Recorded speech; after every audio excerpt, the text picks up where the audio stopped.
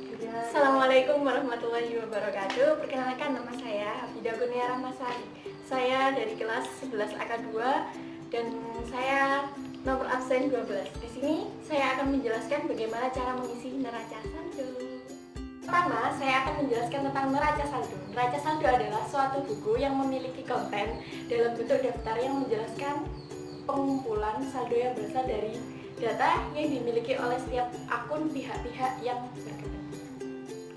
Saya akan menjelaskan tentang fungsi neraca saldo. Fungsi neraca saldo dibagi menjadi 4. Yang pertama adalah fungsi persiapan, yang kedua adalah fungsi pencatatan, yang ketiga adalah fungsi koreksi, dan keempat adalah fungsi monitoring. Nah, fungsi persiapan adalah untuk mempersiapkan pembuatan laporan akhir keuangan pada suatu perusahaan, baik perusahaan dagang maupun perusahaan jasa. Yang kedua, fungsi pencatatan.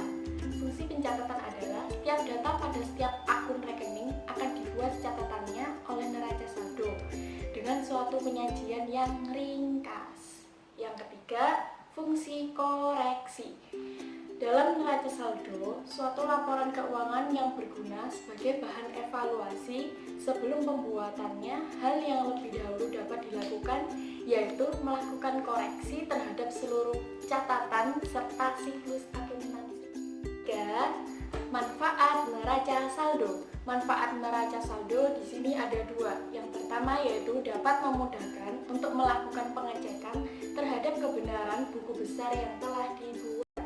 Yang kedua, sebagai sumber pembuatan neraca lajur dan sebagai dasar penyusunan suatu laporan keuangan perusahaan, baik perusahaan dagang maupun perusahaan jasa. Keempat, kita membuat neraca saldo. Neraca saldo dibuat setelah buku besar. Jadi kita mengisi neraca saldo itu setelah kita mengisi buku besar. Akun-akun yang ada pada buku besar itu bakalan dipindah ke neraca saldo.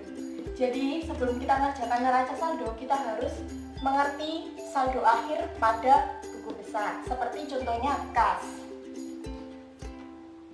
Kas pada buku besar. Di sini kita tulis tanggalnya seperti tanggal 31, terus ditulis saldo. Saldo ini kita dapat dari awal kita memperoleh informasi akuntansi yang ada di soalnya. Itu nanti ada saldo awal. Nah, di situ kita masukkan di sini. Contohnya saldonya ini ref, debit, kredit, saldo akhir, debit, kredit. Nah, debitnya kita masukkan ini sebesar 60.000 contohnya. Nah, di sini kita dapat memasukkan debitnya diisi kosong ya. Tanggal 1 posting. Seperti jurnal penjualan, jurnal penerimaan kas, itu kita masukkan pada kolom kas ini. Pokoknya yang berhubungan dengan kas kita masukkan ke buku besar yang tulisannya kas. Seperti jurnal penjualan. Nah, saldo normalnya kas itu berada pada debit. Jadi kita masukkan ke dalam debit seperti 25.000.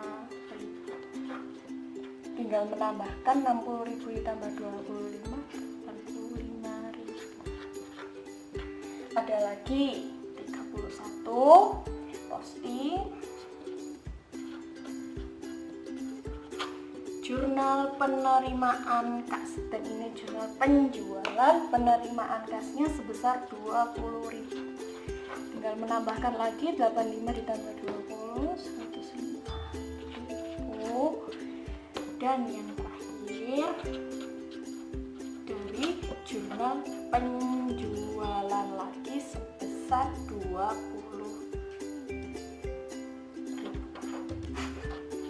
20.000 dan kita masukkan 105 tambah 20 yaitu 125.000. Nah, di sini kita mengetahui bahwa saldo akhir pada kas yaitu 125.000 ini yang kita akan masukkan pada neraca saldo setelah buku besar.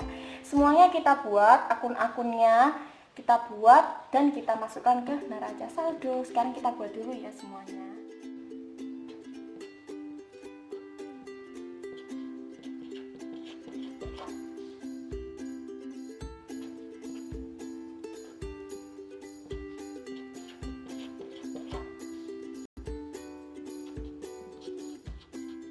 adalah pencatatan buku besar seperti akun kas, piutang dagang, persediaan, peralatan, utang dagang, beban utang, PPN keluar, PPN masuk, penjualan serta HPP-nya.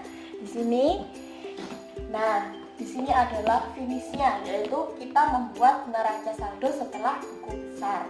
Nah, sekarang kita masukkan dulu nama-nama akun.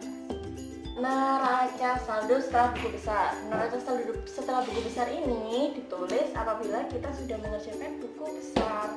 Sekarang kita tulis dulu nama perusahaannya seperti PDH Vida. Neraca saldo.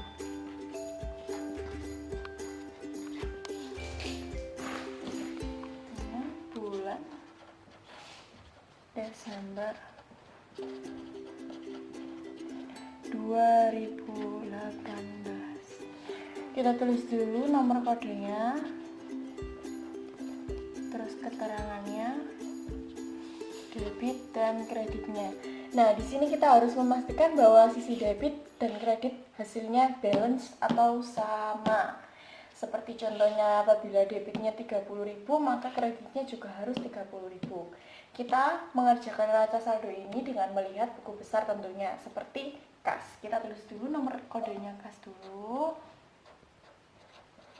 keterangannya kas, dengan saldo akhir pada buku besar sebesar 125.000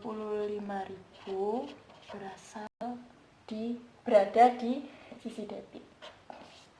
Yang kedua 1.300 yaitu piutang dagang sebesar 25.000. Kemudian persediaan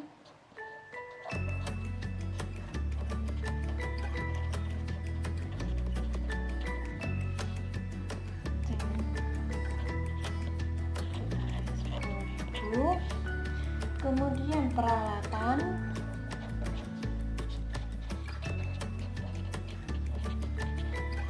sebesar 5.000, kemudian utang dagang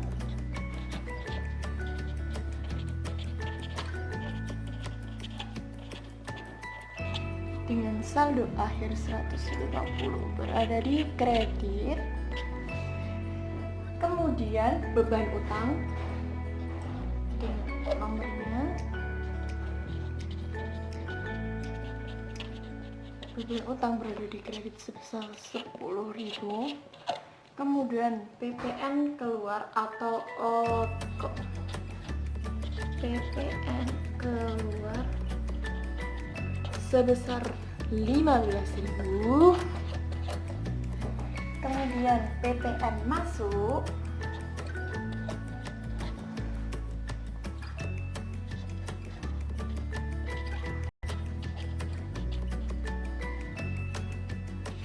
Rp25.000. Penjualan